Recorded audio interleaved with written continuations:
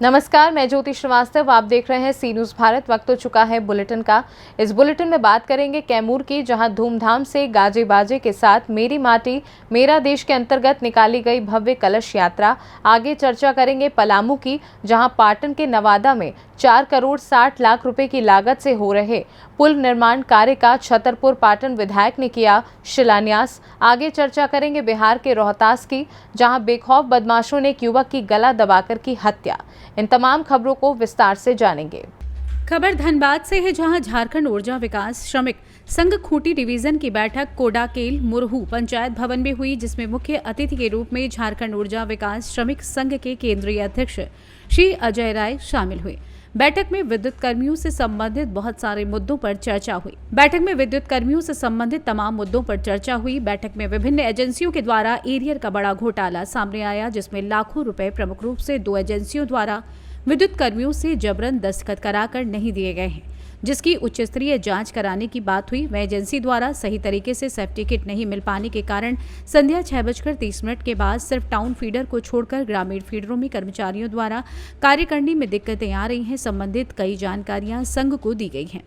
कई पुराने कर्मचारियों को कार्य से हटा दिया गया है। भविष्य में अगर सीट बढ़ती है तो पहले उन्हें समायोजन करवाने का अध्यक्ष महोदय ने आश्वासन दिया है। हालांकि अभी एजेंसी को कार्य विस्तार नहीं मिल पाया है, फिर भी कर्मचारी कार्य कर रहे हैं। अगर कहीं कोई दुर्घटना घटी तो आखिर इन कर्मचारियों की जिम्मेदारी कौन लेगा? बता दें कि अध्यक्ष महोदय ने आश्वस्त किया है कि शीघ्रतम इसकी जानकारी विद्युत आपूर्ति क्षेत्र राज्य के महाप्रबंधक महोदय को दी जाएगी। इस अवसर पर संघ के केंद्रीय अध्यक्ष श्री अजय राय ने कहा कि 2017 के बाद आउटसोर्स बहाल कर झारखंड ऊर्जा विकास निगम ने करोड़ों रुपए कमीशन के रूप में अभी तक ठेकेदारों को दिए हैं। बता दें कि अजय राय ने कहा कि बीते विधानसभा चुनाव में मुख्यमंत्री श्री हेमंत सोरेन ने कहा था कि उनकी पार्टी सत्ता में आई तो आउटसोर्सिंग बंद कर नियमित नियुक्ति करेंगे, मगर आज लगभग 4 साल बीत जाने के बावजूद इस मामले में कोई कार्यवाही नहीं हुई है, जबकि खुद श्री सोरेन इस विभाग के भी मंत्री हैं। अजय राय ने कहा कि आउटसोर्स खत्म करने के मामले को लेकर पूरे राज्य में हर एक division, sub division, circle, area board स्तर का दौरा शुरू कर दिया गया है। जल्द ही राज्य स्तर पर ऊर्जा निगम मुख्यालय का घेराव किया जाएगा, जिसकी घोषणा अभी होनी तय है। बैठक में संघ ने अपनी कमेटी का भी विस्तार किया है। केंद्रीय कोषाध्यक्ष विजय सिंह एवं मुकेश साहू चुनाव पर्यवेक्षक रहे, जिसमें प्रीतम मांझी अध्यक्ष, सुखनंदन नाग उपाध्यक्ष, राजेश कुमार संगठन मंत्री चुने गए। बैठक में प्रमुख रूप से मनीष कुमार, एलेक्स होरो, रोशन महतो, सुनील कुमार लिटा, हासापूर्ति, संतोष कश्यप, रवि आनंद, कर्मपाल महतो, अनमोल गुड़िया, सुखराम मुंडा आदि कई लोग मौजूद रहे। धनबाद से सी न्यूज़ संवाददाता शाहिद की रिपोर्ट। कैमूर जिले के नुआओं प्रखंड में महिला जिला अध्यक्ष भाजपा के जागृति सिंह के कुशल नेतृत्व में मंडल अध्यक्ष संदेश चौधरी की देखरेख में गाजे बाजे व रथ के साथ मेरी मिट्टी मेरा देश अंतर्गत निकाली गई अमृत कलश यात्रा, जिसके मुख्य अतिथि पूर्व विधायक अशोक कुमार सिंह कार्यक्रम में शामिल रहे। कार्यक्रम की शुरुआत चंडी मां के मंदिर से मिट्टी लेकर शुरू की गई, जिसमें 30 गांव से मिट्टी संग्रहित करते हुए नुआओं में समाप्त किया गया। बता दें कि पूर्व विधायक अशोक सिंह ने बताया कि ये मिट्टी शहीदों की स्मृति में दिल्ली में बंद है अमृत वाटिका के निर्माण कार्य में लगाया जाएगा। मौके पर मंडल प्रभारी मनोज सिंह शेरा, राजीव श्रीवास्तव, सविता मौर्य, नमो नारायण चतुर्वेदी, बबलू राय, दीनानाथ सिंह, संजय जायसवाल, आनंद सिंह, राधेश्याम कुशवाहा सहित हजारों की संख्या में महिला, पुरुष, छात्र व नौजवान शामिल रही। इस कार्यक्रम में महिलाओं ने भी बढ़ चढ़कर हिस्सा लिया। कैमूर से सी न्यूज़ संवाददाता राम प्रवेश तिवारी की रिपोर्ट। खबर पलामू से है, जहां छतरपुर पाटन विधायक पुष्पा देवी ने पाटन के नवादा में जिंजोई नदी पर 4 करोड़ 60 लाख रुपए की लागत से पुल निर्माण कार्य का शिलान्यास किया। उन्होंने कहा कि पुल का निर्माण चुनावी दौर के समय जनता के समक्ष किए गए वादे का परिणाम है। अपने क्षेत्र की जन समस्याओं का समाधान करना ही हमारी पहली प्राथमिकता है। जन सहयोग से ही योजनाओं को धरातल पर उतारा जा सकता है। झारखंड में गठबंधन की सरकार बीजेपी विरोधी सरकार है, जो राज्य की जनता को ठगने का कार्य कर रही है। राज्य सरकार केंद्र सरकार की योजनाओं को धरातल पर उतारने में विफल है, जिसे झारखंड के विकास के रूप में की गई है। वहीं पूर्व सांसद मनोज कुमार ने कहा कि विधानसभा में विपक्ष रहने के बाद क्षेत्र में विकास करना सबसे बड़ी चुनौती का कार्य है। विकास की गति देने के लिए झारखंड में डबल इंजन की सरकार जरूरी है। वहीं पश्चिमी जिला परिषद सदस्य संग्राम सिंह ने कहा कि इस पुल निर्माण के हो जाने से 10 से 12 गाँव के ग्रामीणों को प्रखंड मुख्यालय जाने में काफी सहूलियत होगी। सगुना पंचायत के मुखिया मंजू देवी ने सभी अतिथियों को अंग वस्त्र देकर सम्मानित किया। नवादा में पुल निर्माण कार्य का शिलान्यास होने से ग्रामीणों में काफी हर्ष का माहौल है। कार्यक्रम का संचालन मंडल अध्यक्ष संजय सिंह ने किया। मौके पर झामुमो जिला अध्यक्ष ज्योति पांडे, भाजपा महिला मंत्री पिंकी विश्वकर्मा, अरुण दुबे, उमेश सिंह, अशोक तिवारी, समाज सेवी सुरेंद्र सिंह, मुकेश सिंह समेत काफी संख्या में ग्रामीण मौजूद रहे।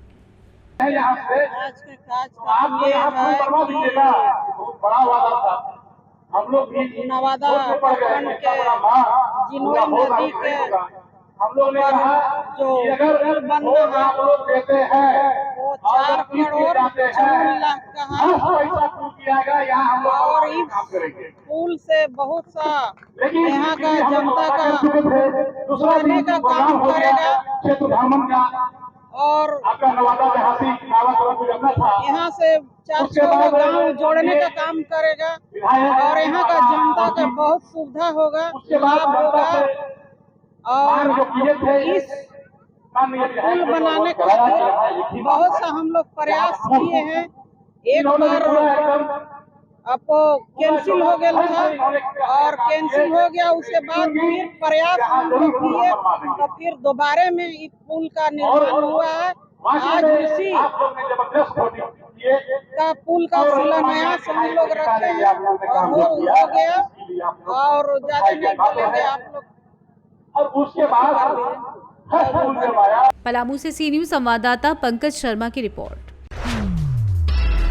खबर रोहतास जिले से है, जहां इन दिनों सुर्खियों में छाया हुआ है रोहतास, जहां लगातार हत्याएं हो रही हैं। आज भी बेखौफ बदमाशों ने फोन पर बुलाकर एक युवक की गला दबाकर हत्या कर दी।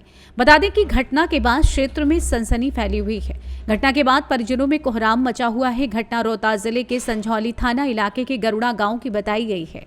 मृतक युवक गरुड़ा गांव निवासी धनजीत सिंह का 18 वर्षीय पुत्र जयप्रकाश बताया जा रहा है। घटना के संबंध में मृतक जयप्रकाश के दादा उदयनाथ सिंह ने बताया कि फोन कर किसी ने रात में युवक को बुलाकर गला दबाकर हत्या कर दी। फिलहाल पुलिस ने मोबाइल को जब्त कर शव को कब्जे में लेकर सदर अस्पताल सासाराम में पोस्टमार्टम कराकर परिजनों को सौंप दिया है। संझौली थाना अध्यक्ष ने घटना की पुष्टि की है। फिलहाल पुलिस भी पोस्टमार्टम रिपोर्ट आने के इंतजार में जुटी हुई है। आइए जानते हैं इस विषय में मृतक के दादा उदयनाथ सिंह का क्या कुछ कहना है। क्या हुआ है? हत्या सर हुआ, इनको फ़ोन पर कुछ बुलाया, वो मोबाइल जमा है थाना में, बुलाया फ़ोन पर कि जयप्रकाश आओ यहाँ पर ज़रूरी है आपको। अब बुला करके उसको गर्दन में गमछा लगा करके फंसा के गिरा दिया, ठोठी फोड़ दिया, ठेली जाकर फोड़ दिया। कौन था लोग, कुछ पता चल पाया कि आपसी रंजिश था कि कुछ क्या था मामला? हाँ, कोई पता नहीं था। हमारा साथ कोनो हमारा साथ कोई देवेश नहीं, देवेश हमारा साथ नहीं थे। बच्चा का बच्चों के न रहे, बच्चा तो रंगा रहा 18 साल ओकर नेट होता था 18 साल इसे बोला नगू रहा बोल वैसे हम देखा। कुल गाँव का मामला है? गलुरा के ग्राम गलुरा, थाना संझौली। आपका नाम? उदयनाथ सिंह। आप कौन है उनके लड़के के? हम दादा हैं। क्या नाम है आपका? उदयनाथ सिंह। रोहतास से सी न्यूज संवाददाता पंकज कुमार की रिपोर्ट।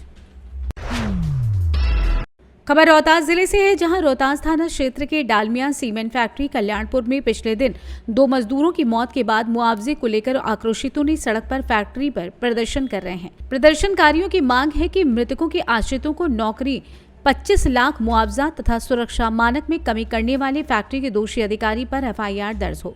प्रदर्शनकारियों के आक्रोश को देखते हुए सुरक्षा तथा विधि व्यवस्था को लेकर प्रशासन व पुलिस तैनात है। डेहरी से पहुंचे एसडीएम एसडीपीओ समझाने के प्रयास में जुटे हुए हैं, लेकिन प्रदर्शनकारियों ने रोहतास जिलाधिकारी को बुलाने की मांग लगातार कर रहे हैं। गौरतलब हो कि पिछले दिनों फैक्ट्री में कार्य करने के दौरान 2 मजदूर झुलस गए थे, जिसमें एक की मौत कुछ समय के बाद ही हो गई थी, जबकि दूसरे की मौत पिछले दिन पटना में इलाज के दौरान हो गई, जहां शव के साथ ग्रामीण तथा परिजन मांगों को लेकर धरना प्रदर्शन पर अड़े हैं। आइए जानते हैं इस विषय में प्रदर्शनकारियों का क्या कुछ कहना है। जनाब जी, क्या मांग है आप लोगों का, मतलब कंपनी से, प्रबंधन से? देखिए, बीते 5 सालों के अंदर में ये आज 7वीं घटना है और अफसोस इस बात का है कि डालमिया प्रशासन ने कहीं किसी तरीके से कभी कोई एक्शन नहीं लिया।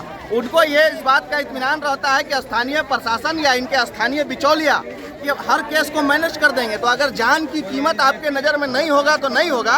हम जिस लोकतांत्रिक देश और लोकतांत्रिक व्यवस्था में रहते हैं, हमारे यहाँ जान की कीमत है। हमारे यहाँ ना ये मौत एक पासवान की नहीं, मौत एक इंसान की हुई है। और इस डालमिया फैक्ट्री में या किसी भी शासन प्रशासन के गलत रवैये से किसी की जान जाएगी तो हर कीमत पे, हर हाल में वैचारिक विरोध होगा, वैधानिक विरोध होगा, संवैधानिक विरोध होगा। हम लोग तैयार हैं। हमारी बहुत जायज़ मांग है कि आदरणीय जिला अधिकारी महोदय के नेतृत्व में डालमिया प्रशासन को मृतक परिवार के लिए 25 लाख रुपया, और न कि सिर्फ ये मृतक बल्कि तमाम मरे हुए मृतक परिवारों के लिए 25-25 लाख रुपया, भविष्य में कोई घटना घटती है उनके लिए भी 25 लाख रुपया।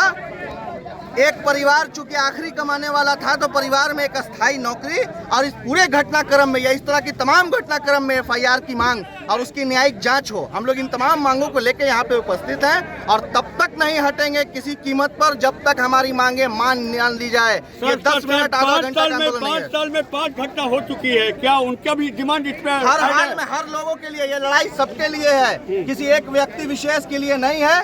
ये लड़ाई हम सबकी है और बहुत मजबूती से, बहुत ताकत के साथ हम लोग लड़ने आए हैं। और ये अभी तो ये अंगड़ाई है, बाकी पूरी लड़ाई है। हम तो कहेंगे कि फोर्स 1000 नहीं 1 लाख मंगवाइए।